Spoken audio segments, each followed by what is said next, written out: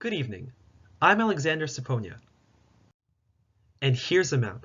I'm sure you've seen some version of this map in the past few months. It's been keeping us all informed on COVID-19 statistics. A map like this conveys information really well to the average internet user concerned with the state of the modern world. But this information is limited to the near past, be it a morbidity and mortality report from the CDC or some other piece of diagnostic data. And that can only be so useful for all these people who need to make decisions about the future based on models provided in the present. So let's model the future with an LSTM. Long short-term memory networks are a type of recurrent neural network, or RNN, that are very good at backpropagation, or adjusting the model based on changing errors or gradients. They do this due to their update and forget gates, which control which data will be important as the model keeps running. You can see here how a normal RNN has no such gates, while the similar GRU model can only update the data. Using the massive data corpus that has been collected in COVID-19, we can train the LSTM by comparing actual case statistics to Google search results. People are prone to turning to the internet for information about their health long before actual positive cases are determined, all while the virus incubates within more members of the community.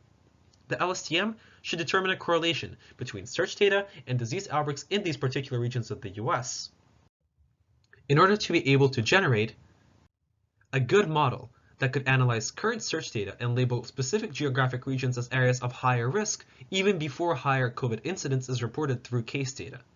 This can be super important because of the needs of medicine-related supply chain management. We've all heard how hospitals in New York City and elsewhere have had so much trouble receiving the proper equipment they need to fight COVID. With the development of the new Pfizer-BioNTech COVID vaccine, it's imperative that we make sure that using a tool like MediMap, decisions about the delivery of the vaccine can be made more urgently to fight this pandemic in real time. MediMap can also be a useful tool to counter other medical problems.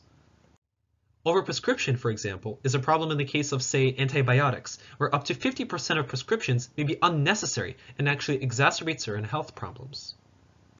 And if more niche treatments are distributed unevenly, then conditions like obesity and opioid addiction are often left untreated as well.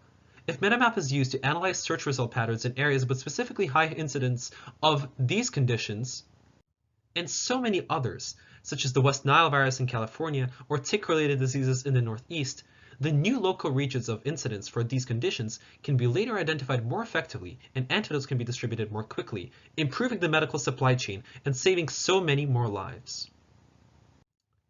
In short, MediMap allows us to collaborate with learning machines to better control the spread of disease, while displaying it in a format that people can understand and professionals can use. And that's MediMap.